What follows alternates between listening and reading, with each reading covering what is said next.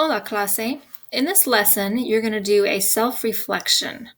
So first, take a look at PowerSchool and see if you have any missing assignments. Then take a look at Google Classroom and see what feedback you've received on the assignments you've turned in, and if you have any missing assignments. In the self-reflection, you're going to write down a couple of sentences if you need to about any assignments you have missing or that you still need to turn in or anything you need help with. You're also going to do a self-reflection on the quiz that you took. Look at the feedback you were given, and if need be, write down some areas you can work on to improve that score. You can retake that quiz. I've attached a link for a new quiz. It's the same material. You can retake it to improve your mastery of those concepts and improve your score. So follow the instructions on the lesson on that document as far as doing the self-reflection. And come to my video conferencing with any questions you have, anything you'd like help with. We can work on it together so that you can get caught up for these weeks of lessons.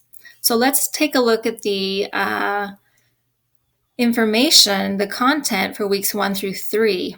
I'm going to do just a quick review with you. Obviously, this isn't everything, so you'll need to go back into the lessons to review in more depth if you need to. But let's take a look first at yo irregular verbs.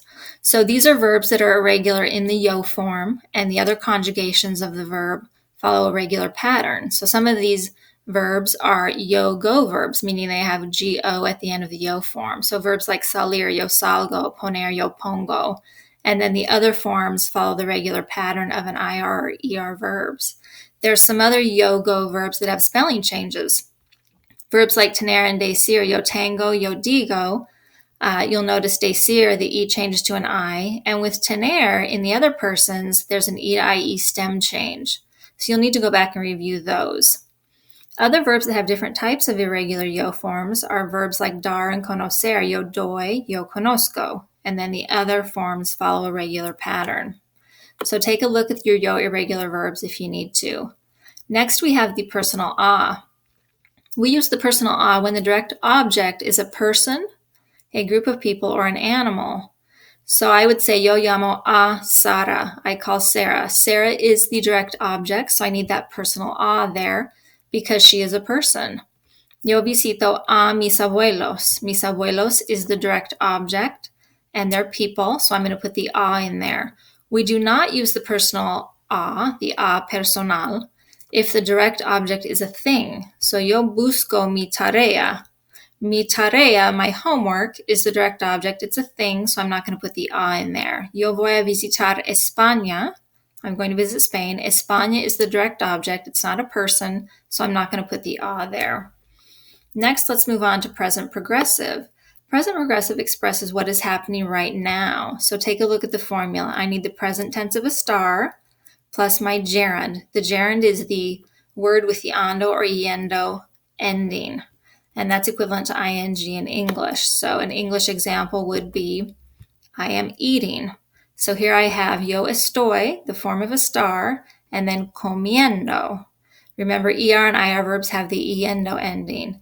Ella está dibujando. She is drawing. AR verbs have the ando ending. And then there's a few verbs that use the yendo ending. Leer is one of those. Ellos están leyendo. They are reading. Now let's go to noun adjective agreement.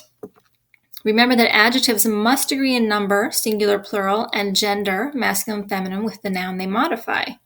So I would say el abrigo rojo, the red coat.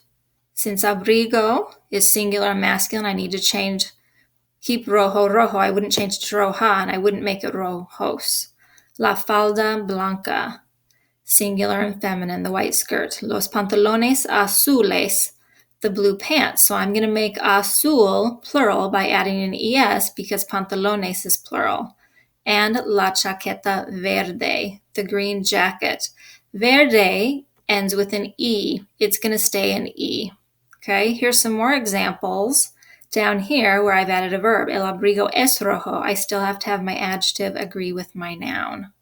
So go ahead and take a look at this review and let me know if you have any questions.